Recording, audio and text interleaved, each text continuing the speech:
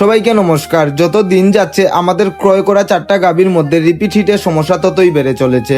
আপনারা অনেকেই জানেন যে আমরা 4টা গাভী ক্রয় করেছিলাম, তো গাভীগুলো ফার্মে আসার পর থেকেই নানান সমস্যার মুখোমুখি হচ্ছি আমরা। তো গাভীগুলো ফার্মে আসার পর যখন এই গাভীগুলো হিটে আসলো তখন সত্যি বলতে আমরা অনেকটাই খুশি ছিলাম, কারণ একজন কামারি হিসেবে আপনার সবচেয়ে বড় চ্যালেঞ্জ থাকে গরুগুলোকে সময় মতো হিটে আনা আর গাভ ধরানো। তো হিটে তো গাভীগুলো আসে, তো প্রথমবার বীজ দেওয়ার পর আরেক সমস্যা বের হয়, গাভীগুলোর জড়াইতে ইনফেকশন হয়ে যায়। সেটার ভিডিও আপনারা দেখেছেন, আমরা কিভাবে চিকিৎসা করেছি সেটাও আপনাদের সাথে শেয়ার করেছি। তো তখন ইনফেকশন হওয়ার কারণে গাভীটি কনসেপ্ট করছিল না, তারপর আমরা চিকিৎসা দিলাম, মোটামুটি জরায়ুর ইনফেকশনের সমাধান হলো। তারপর যখন আবার গাভীটি হিটে এলো তখন আমরা রেনামাইসিন দিলাম একটি হিট মিস দিয়ে।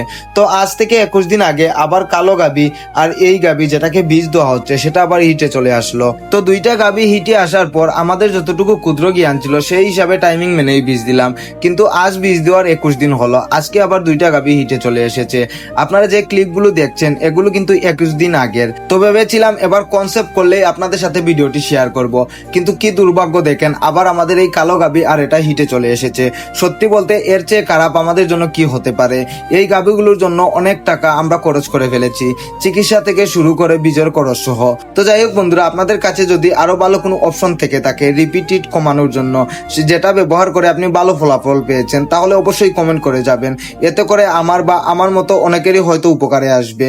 সবাই ভালো থাকবেন, সুস্থ থাকবেন, আর আমাদের জন্য আশীর্বাদ করবেন যেন এই সমস্যা কাটিয়ে উঠতে পারি। ধন্যবাদ। হর হর মহাদেব।